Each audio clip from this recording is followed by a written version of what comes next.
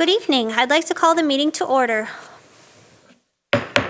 Welcome to the School District of Waukesha Safety and Security Committee meeting on October 19th, 2020. Patrick McCaffrey will be attending the meeting virtually this evening. Julie, can you please verify that the meeting has been properly posted? Yes, it has. Thank you. We would like to start off the meeting by providing an opportunity for citizens to speak. Do we have anyone who wishes to address the committee?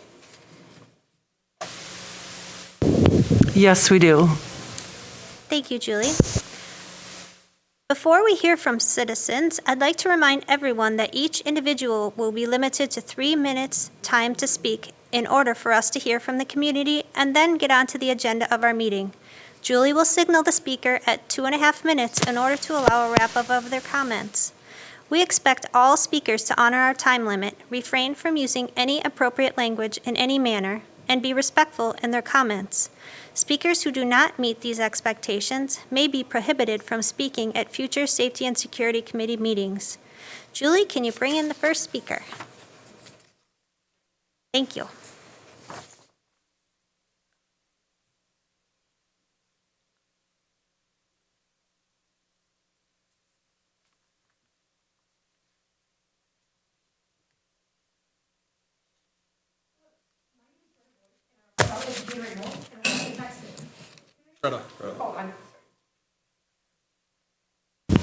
We're good?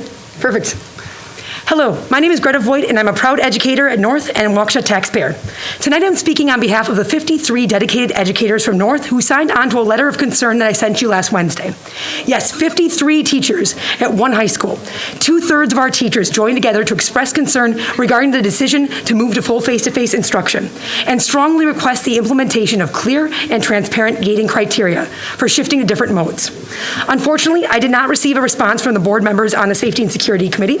As a result, I want to come back today to articulate our genuine fear and frustration around tomorrow's full face-to-face reopening. North's months-long struggle with high COVID cases and booming quarantines among students and staff have left us all exhausted, defeated, and anxious for the future. I've described North as the canary in the coal mine, and that appears to be the reality, as I just checked the district's COVID dashboard, and South's numbers are even worse. South currently has 12 active positive cases, 118 students quarantined, a number that will likely increase with contact tracing. After being through this type of experience ourselves at North last month, I'd like to explain what that means for the students and staff in the building. It means frantically trying to provide coverage for teachers who are absent, knowing no external sub will be picking up the openings. Support staff taken away from their jobs to supervise multiple classes at one time. Administrators canceling observations and postponing parent communication to substitute in a physics class or an art class. It means teachers losing their valuable prep time.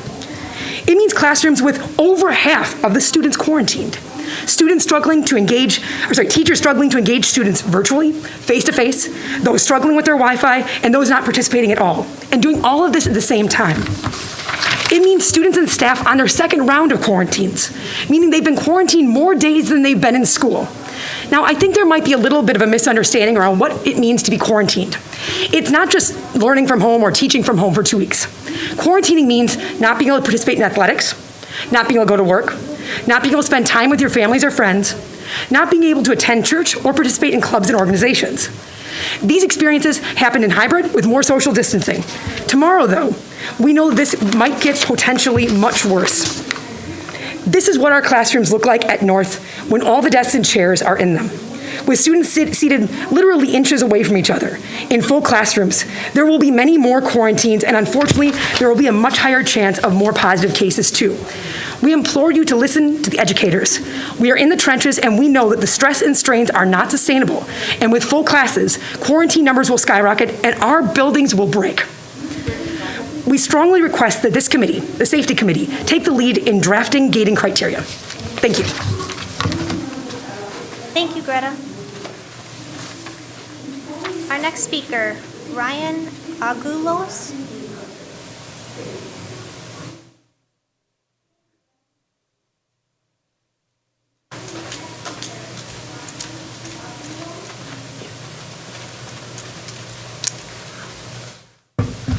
Good evening. Thank you for your attention tonight. I appreciate it. Tonight I would like to speak, and it's going to be hard to top Greta, but I want to speak to two things. One, equity, and two, uncertainty. I'm an educator at Waukesha North as well, and last week I spent a lot of time on the phone, on email, on WebEx, and in person with students and parents who have concerns over our transition from the hybrid model we've been using to the fully face-to-face model we're planning on implementing tomorrow. I've tried my best to walk those students and parents through the safety measures we'll still have in place, but in every one of those conversations, it became quickly clear that I simply don't have the answers to a lot of the questions that they want, that are most important. Questions like, what data are we using to support fully reopening when Wisconsin is one of the worst hit states for COVID right now? Questions like, how will we socially distance in a small classroom of 34 students? I want to speak to those students because they want some form of in-person education, and they have it right now, but a lot of them will be forced into a situation where either they have to go fully virtual or they'll be in a classroom setting where they don't feel fully safe. And I wonder if we can address whether that is equitable or not. Our students need a sense of security and they need stability. They need to know that our decisions are being made based on science and data, and they need to know that their safety and the safety of the community is at the forefront of our decision making. I've heard it said recently at a board meeting that we don't necessarily know whether we have in-person spread based on being in our masked classrooms. What we do know, though, is that our students spend hour-long lunch sessions either out of our building or in various common meeting places, unmasked and interacting with one another. And we do know that the rise in COVID cases has corresponded with the reopening of our schools in this state. With that amount of uncertainty, I would ask that we please consider remaining in the hybrid environment that we are in while we take the time to assess fully. Sorry, I can hear myself in there. While we assess fully what the impact of our schools reopening will be, and while we consider what gating criteria would be required for a full reopening or for switching back to a fully virtual environment. I thank you so much for your time, and I wish you the best of luck. I know it's not an easy decision you're going to have to make in the coming weeks. Thank you very much.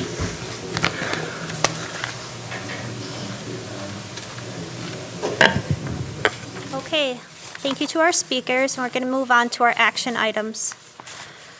First on the agenda is the approval of the July 20th, 2020 meeting. Do I have a motion to approve the minutes? So moved. For a second? Second. Any discussion, changes? Okay, all in favor, No, ma'am. please say aye. Aye. Aye. Aye. All opposed? Passes 3-0. Next action item is approval of the 2021 version of the Standard Response Protocol. Joe will provide a review of the SRP of the District Emergency Operations Crisis Response Plan. Thank you, Ms. Reinacek. We, as a district, adopted a safety plan 6 years ago, and as part of that adoption, we adopted the Standard Response Protocol as part of that. And this is what we do in the event of emergencies in the school evacuation. It provides us with clear language across the district. It provides us with an opportunity to collaborate with law enforcement in a meaningful manner. It allows us to run drills and teach our students what to do in the event of an emergency. And so as we get into the SRP, the Manitowoc School District, which we have the video up there, partnered with the I Love You Guys company that developed the SRP to provide an instructional, informational video to community members. We were fortunate that Julie found this online. The first half of the video-ish talks about the importance of having a standard response protocol in the district. And then the second half of the video takes you through what the drills could look like at a school. This is done in the Manitowoc schools, but because the language is similar, we felt it would be valuable for you guys to take a look at it tonight. So the video is about 9.5 minutes in length. Julie can go ahead and hit play, and then we'll discuss the changes to the SRP after it. Have a second. Second. All those in favor say aye. Aye. Opposed? Congratulations.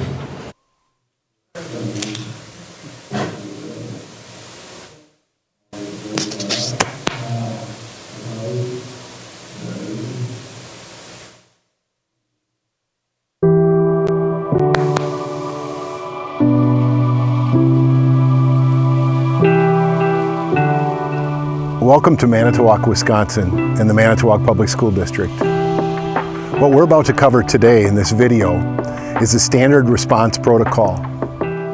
Good morning, everybody. I want to thank you for all of your attention this morning. I will guarantee you that you will do one of these for real this year. Because something will happen that you'll have to know. You need to know the process. You need to know we have a plan, and you need to know what your part in that plan is. This is an all hazards approach. Our job in public education is to provide all students with the opportunity to learn at high levels no matter what. And it's not possible to do that if students do not feel safe and welcomed. So it's important for our staff, first and foremost, to feel like this is a great place to work and feel safe and have belonging. But it's also critically important for our students to feel safe. In order to do that, we have to have some protocols, and we have to have an environment that students feel like there's a process in place for our safety and well-being. We need to prepare for those and make sure that our staff understands what to do, so our students feel like there's a process and aren't panicked or afraid of something that's going on in our community and our district. They feel confident that this is a place that I'm comfortable, I'm safe, and there's a process.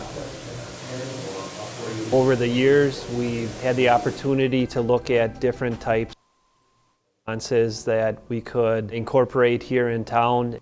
After learning more about the SRP, I truly believe that it's the most comprehensive response that we have as first responders. When I first saw the standard response protocol, I was impressed with just the consistency and how I felt our district was going to be able to articulate that to our staff, our students, and our parents. It provides a consistency for all people in all buildings so that we all understand the common language.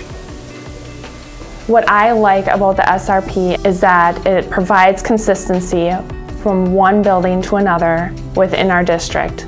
Every student is expected to respond the same. Every teacher is expected to respond the same. It creates a universal response within our district, which allows then for law enforcement to know what to expect when responding should they have to.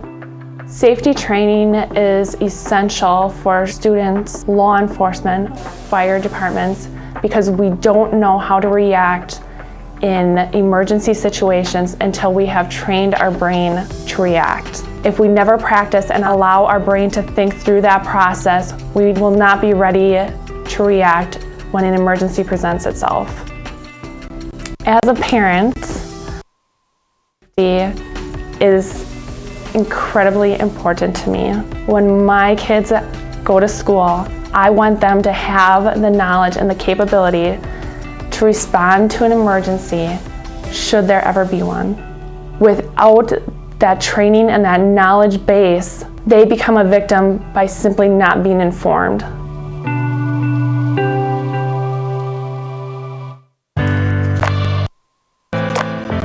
Classroom and school response is critical, and the standard response protocol provides 5 responses for the classroom: secure, lock down, evacuate, shelter, and hold.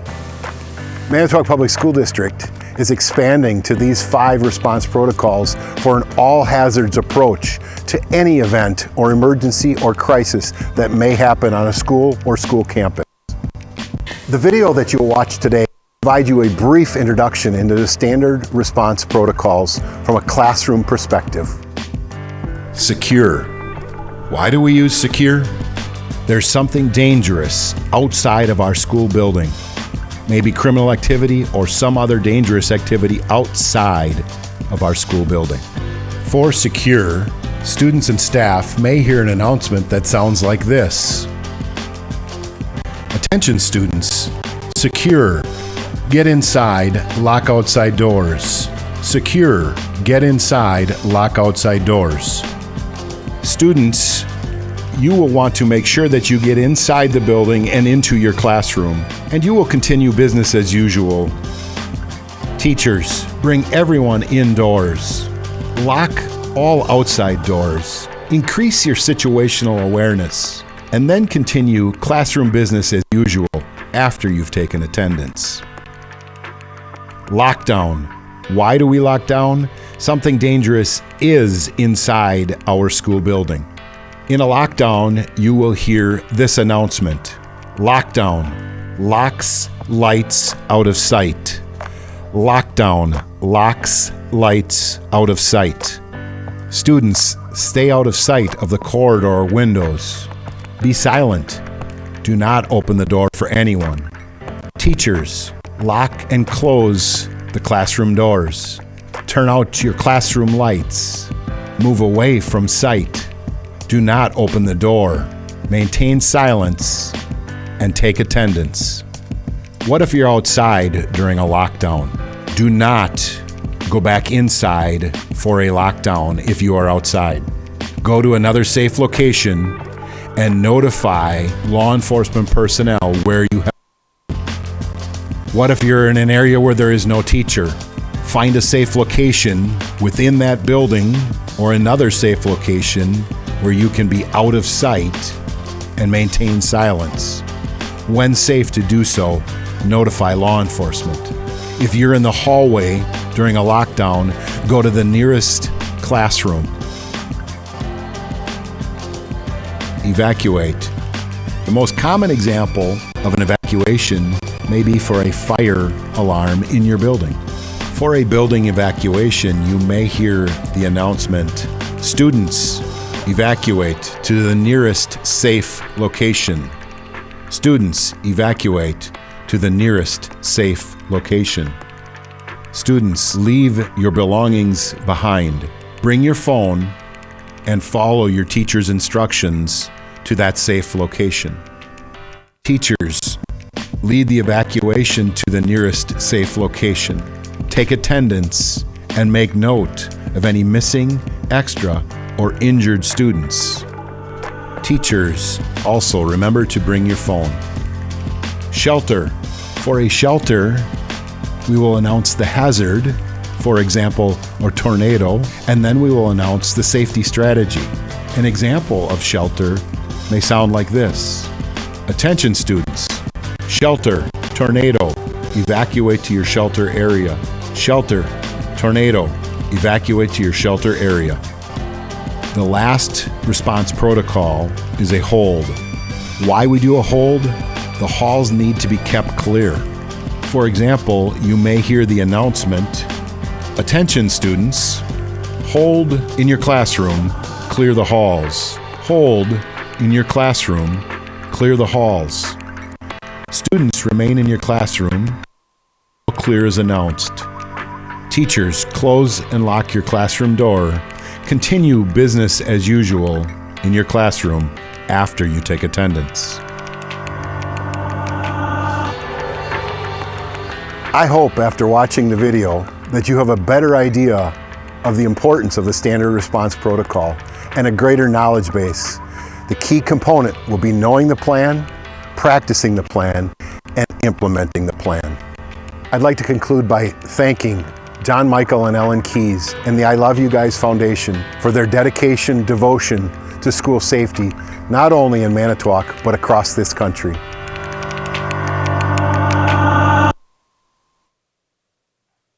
So that video gave just a little opportunity, a snapshot into what we do here in Waukesha. The reason why we're bringing this forward, I guess if we dial back 6 years ago when we passed this at the previously structured safety committee, which was run by Glenn Norder, we committed to coming back to the safety committee anytime we were making an adjustment to the plan so that the committee at that time, and now the committee with more board members on it, is aware of what it is that we're doing.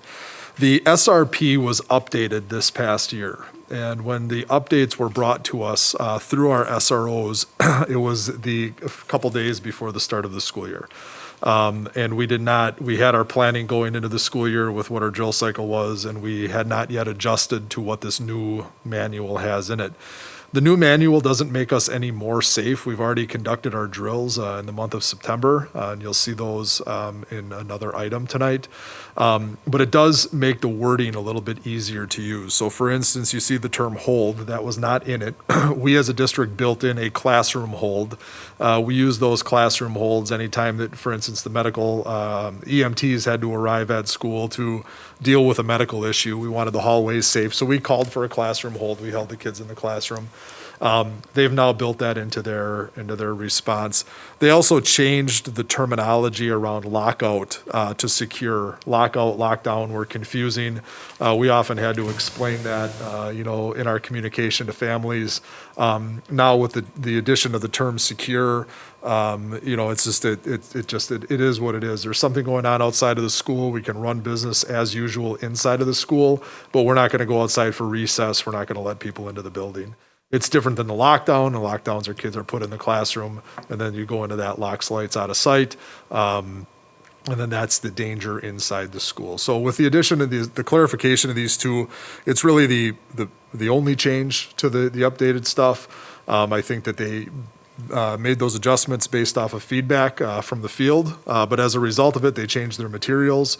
And at some of our school locations where we've updated our sites, South High School as an example, we weren't able to access the old materials anymore online. So we felt it was a good time to make the adjustment ourselves. So if there's any questions, I can certainly answer them. Does anyone have any questions? Just a comment. This is the first time I've seen it, and I read through it in detail, and I like it. The terminology from secure or lockout to secure makes sense. I remember we had a couple instances this past school year where it was a lockout or lockdown. I think it makes sense. I mean, the first thing that happens in something that's terrible, but on the spectrum of unpredicted, is chaos.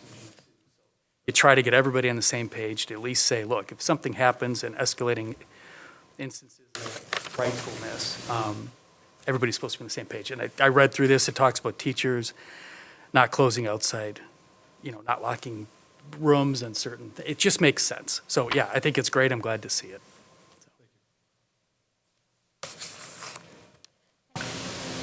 McCaffrey?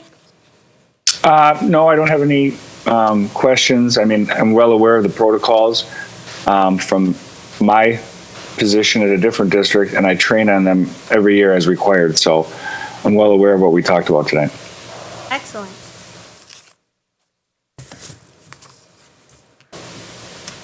Okay, so anything else related to the SRP? Just that it's an action item, and we are here tonight seeking approval. Do I have a motion to approve the standard response protocol? Sure. So moved. And a second? I'll second. Thank you. All in favor, say aye. Aye. Aye. All opposed? Motion passes 3-0. On to our discussion items. These are items for our committee awareness. We have the district COVID update. Thank you. Yes, so we, as administration, want to bring to you every opportunity that we can, an update and have an opportunity to answer questions around what we're doing for our COVID response this year. As for those of you who got the information last week at the board meeting, we are reporting out this week in the same format. We are working on some of the questions that came to us, some of the requests for additional data that came in at the board meeting and since. But you can see today, where we're at. The snapshot, I believe it came in later this afternoon, about 4 o'clock, with our quarantine and isolation numbers for both students and staff. We have it reported out current, what's active, 417 kids in quarantine, 22 students who are isolated, meaning that they've tested positive. And then we have the total for the school year, 1,166 and then 93. Go forward, you can see how that breaks out by school. And as one of our speakers did mention, we've had 2 schools that have had a lot of activity at the secondary level, North with 213 and South with 203 total quarantines. But I'd like to point out that, based off of size, some of our elementary schools have also had to process this on a number of occasions. Hillcrest Elementary School at the beginning of the school year. Higher had a stretch where they were very busy about 3 weeks into the school year, 2 to 3 weeks into the school year. Lowell Elementary School right at the beginning of the school year also was very busy with both positive cases and quarantines. And Randall as well. So, what we're doing, I think it was at the board meeting last week, I mentioned, that we have had to quarantine students. We have had students test positive. We have had to quarantine staff. We have had staff test positive. But as of last week's board meeting, there were 82 school districts in the state that either had to return to a virtual model or have schools go fully virtual. And we're proud of the fact that we have been able to keep our doors open. As part of that, we believe that, the mitigation strategies that we put in place, the masks, the extra cleaning, plexiglas and such has been helpful. We do also feel that quarantine has really helped keep the infection under control. And talking with the nurses and then listening to doctors from Children's Hospital, you hear frequently that you just don't know who has it. And in many instances, 10 to 14 days after our nurses reported this to us through their contact tracing work for the county, 10 to 14 days into a quarantine, people start to develop the symptoms.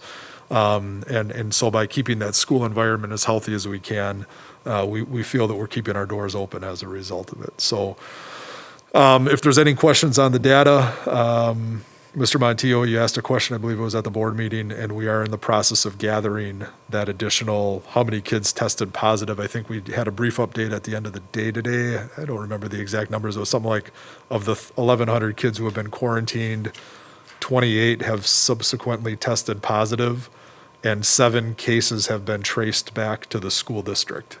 You'll see that in a more formal, update. And while that percentage is low, the pattern that the virus has followed, the longer somebody who is sick is in the school environment, the greater the risk for spread.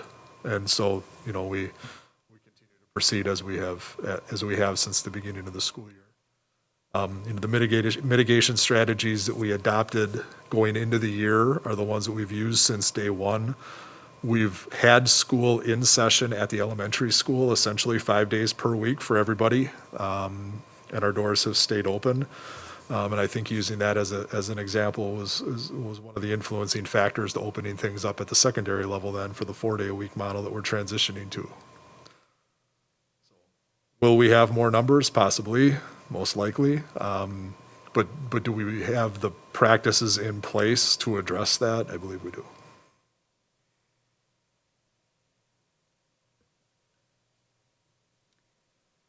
Okay, any questions on that?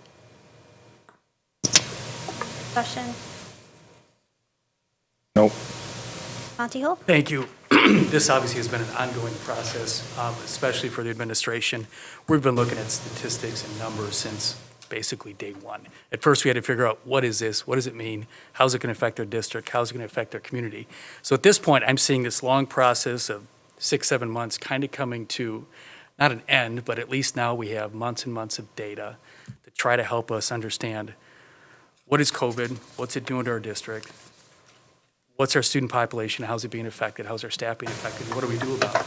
These numbers are absolutely instructive. I appreciate you all putting them together. That number that we mentioned that you guys are working on, and we got some numbers here, is important as well, because I use that number of the total students who have been quarantined or isolated, mostly quarantined. How many of those have subsequently tested positive? Because the question I have in mind is quarantining effective and is it necessary? Thus far, it seems like it's yes to both. But once we get those numbers too, I think I can help either buttress that or negate that a little bit. So yeah, I mean, math is math, as your presentation showed at the last board meeting. 2 + 2 has always been 4. So yeah, thank you for this.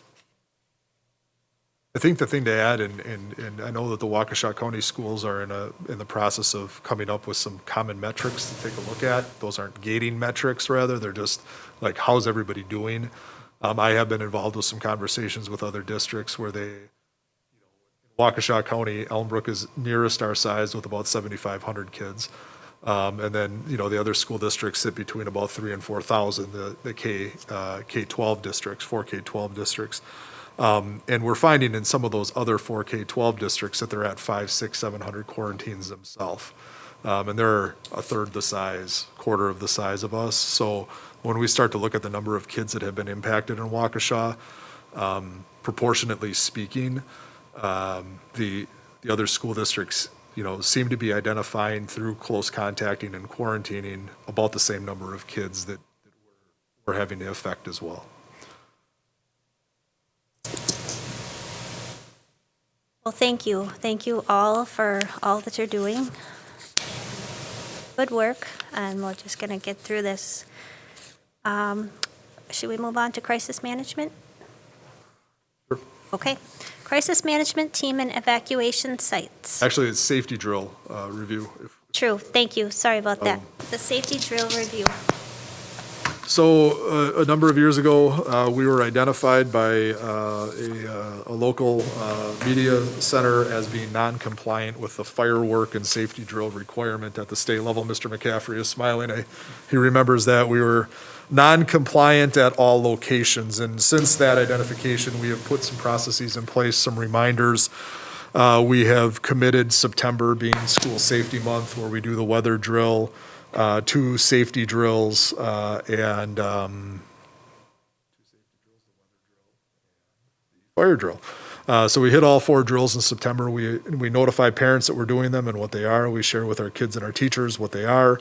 As a result of that, we have remained compliant with the state requirements, and you have the listing by school of the drills that have been conducted over the last, it'd probably be 14 months. It was last school year, and then the month of September, and then a little bit into October of this year. So in order to remain compliant with, I believe it's Act 142, 143, I'm sorry, 143, we have to present these numbers to you tonight, give you an opportunity to look at them, review them, ask any questions. If you have any of those, we're certainly able to answer them. Are there any questions? And Mr. Montyhill. I'm on a streak. Some of these, and I think it's just my misunderstanding or not understanding what this means. Evacuation time for Hadfield, first page, regarding a lockout has 150 minutes. And I just noticed some of these are quite a bit longer than the others. Is there, I assume there's a reason, but I just don't know what it is. Actual events count as drills. And if I remember specifically, that date, that 10/23 date at Hadfield stands out to me as a tactical situation that was occurring in the neighborhood. Mm-hmm. The school was put on lockout and then lifted by the police. Is that the one where they thought he saw a rifle going in the car? That was a different event. That was a different one? Okay. This one was much more substantial. Okay. So that's, okay, duration. So, okay, that makes sense, because there's some that are, all right, that makes sense. There are some of the actual drills are minutes in length. In some instances, the actual events that we have counted as drills are pretty long. Okay. And I know, Dr. Cook, you've gotten many phone calls regarding safety drills and why do we have to do them, and it could be scaring children, but just as that SRO officer had stated, I thought that was a good one. If we don't practice and train our brain to respond correctly in a crisis, we won't respond correctly and stay safe. Correct. We'll become a victim by not being informed. So, we have to, because we're required by law, and we have to make sure the kids know what to do in a crisis. So. And again, we want to make sure that we use each of these as a teaching opportunity for kids.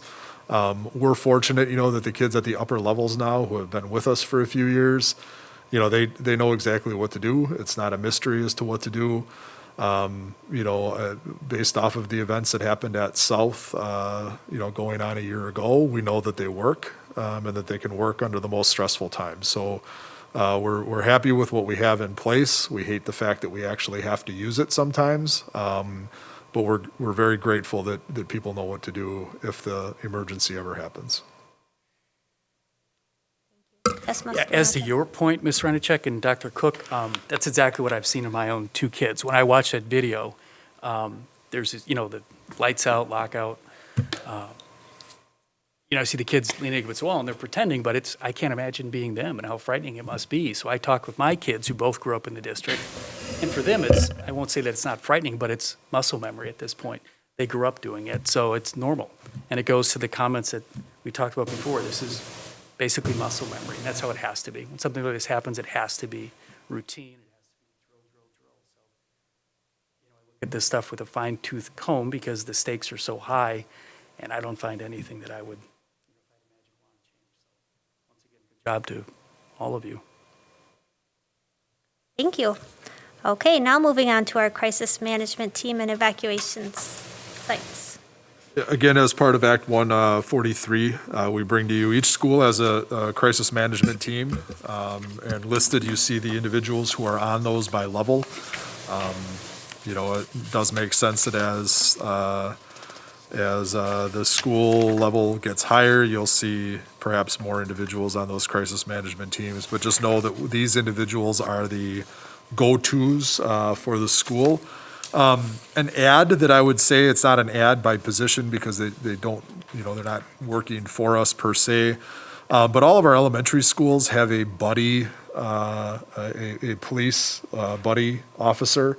So the Waukesha Police Department and the district created an Adopt a School program a number of years ago, whereby a patrol officer, somebody in the leadership over there has adopted a school in the school district of Waukesha, or actually in the city of Waukesha, because I believe the Catholic system also has a connection. And so at the elementary level, serving as a resource to do a lot of planning is a officer from the Waukesha Police Department helping us out, as well as at Rose Glen, there is a sheriff's deputy who is connected to Rose Glen because it's a different jurisdiction. So these are our go-to people. They help manage this stuff for us. They act as a chain of command should we ever need it, and we feel very confident that our schools are covered very well should an emergency arise. We also have in front of you tonight the evacuation sites. Each school is required to have at least a primary backup location. So that if there was an evacuation of the school, if we did need to get into a situation where we did a reunification, you can see where those are. Our principals have reached out and verified. They do it every year with whoever's in charge of these sites. And again, we don't like the idea that we have to have them, but we're very fortunate for the partners in the community that let us use these sites as a backup should they're needed. Okay, any questions on that? Why break the rule? Go ahead, Mr. Montajo. These evacuation sites, are these available to the public, or are these kept close? This is, we hold this, it's not that there's a mystery. I mean, it's the nearest, but we want to make sure that we hold this close to the chest if we can. All right. But again, as part of Act 143, we do have to, go through this with you as a committee or as the whole board, so. Sure. Okay, thank you.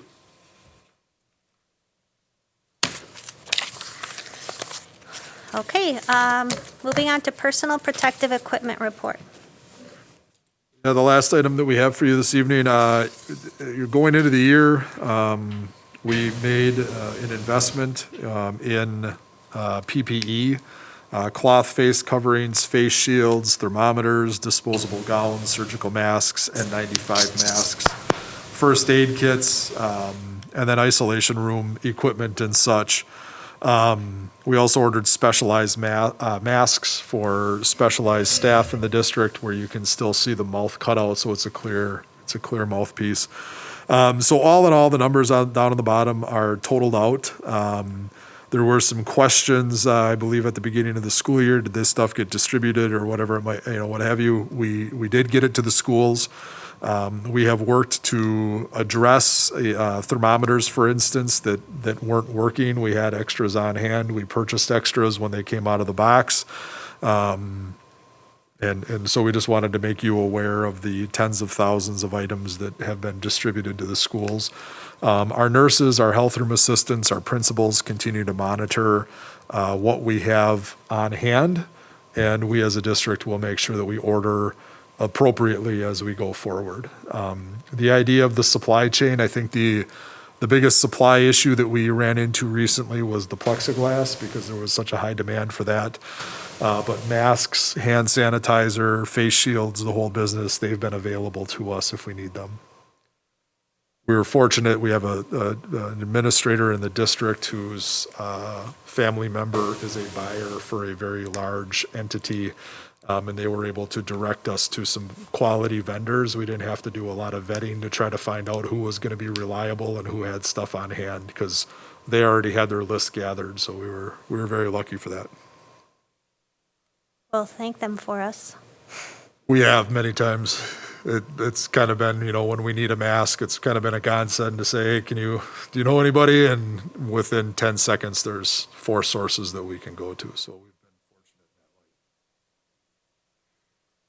I have a question.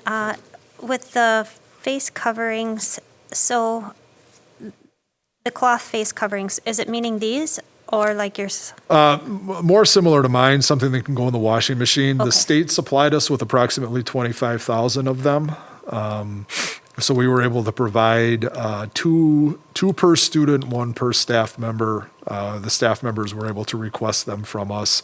Many of our schools ordered school logoed masks, and passed that out to staff, or did it at a very low price through the boosters and stuff like that. So we've found, for instance, we ordered face shields. They were cheap, just in price overall. They're very effective, but we found staff members who they found face shields that mounted on eyeglasses. So there was kind of like a safety glass with a full face shield. In some instances, we made concessions to allow staff to wear an OSHA-approved medical-grade safety goggles, so similar to what your doctor would be wearing in the office, because people, the face shield perhaps was bothering them. But we wanted to have both the eye and the face protection, the mouth protection through the mask. And again, we believe that it's helping keep our staff in the classroom. Where are we at with plexiglass? In process. The last I saw, there were some emails going around about how to assist at the secondary level. But I believe that most of our elementary locations that needed them have them covered. So. And that's due to supply, right? There was some delay in supply, and there was also, when you're ordering 4x8 sheets of plexiglass, you're spending a fair amount of money on what is essentially going to be a one-purpose use. We'll always have a use. If we have extra masks on hand, we'll always have a use for masks, because health room people can put those on from here into the future. Gowns, you may run into a kid who's, has an upset stomach. We'll always have a need for the gowns. They're not going to go bad on us. They're the same ones that you'd see like in an emergency room when they come in and check you out. They're disposable. But plexiglass, after we make it for barriers in the classroom, once we get past this phase of coronavirus for us, that maybe next year, maybe the following year, we don't know. There's going to be a lot of plexiglass around. So we wanted to be expeditious and judicious in our purchases of that.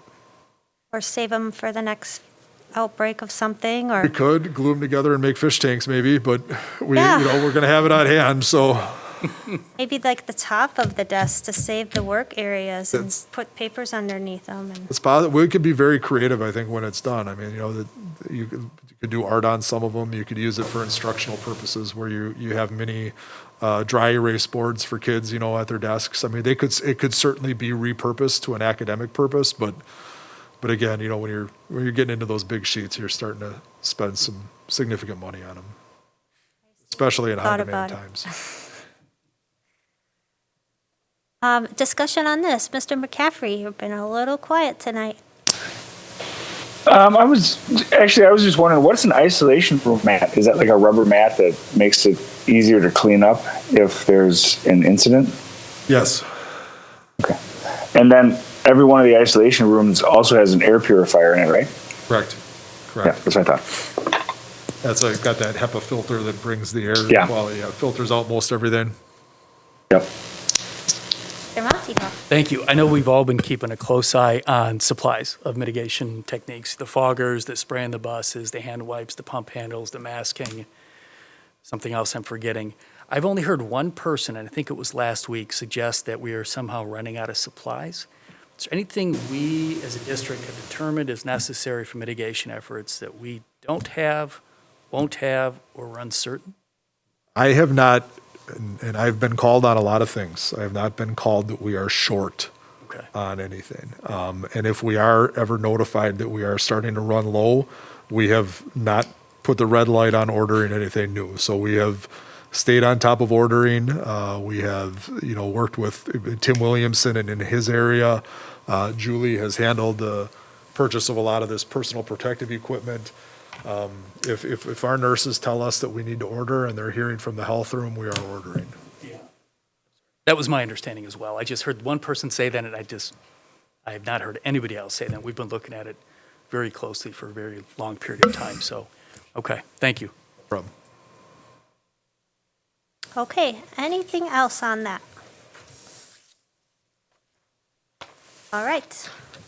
Moving on to other business. We have recommendations for future committee meetings. Does anyone have any? No? Sure, Corey? Okay. Do we have anything else that is needed at this time, Dr. Cook? Going out in the future, some of the stuff that we presented on last year, we had our insurance company come in and talk about workplace usage and such. I think Darren will be able to bring some information forward from our insurance company on where we're at with, slips and falls and risk and such. I can't think of anything right now, but I would feel very confident in saying that when we get together sometime in December, I think it is, we will probably be doing another COVID update to you. We don't necessarily know where that environment is headed, but I'm sure we'll have some valuable information to discuss as a committee at that time. So I would think that there'd be a couple things in December that we'd be looking for, but knowing that the environment's been changing weekly, I can't predict it that far out right now.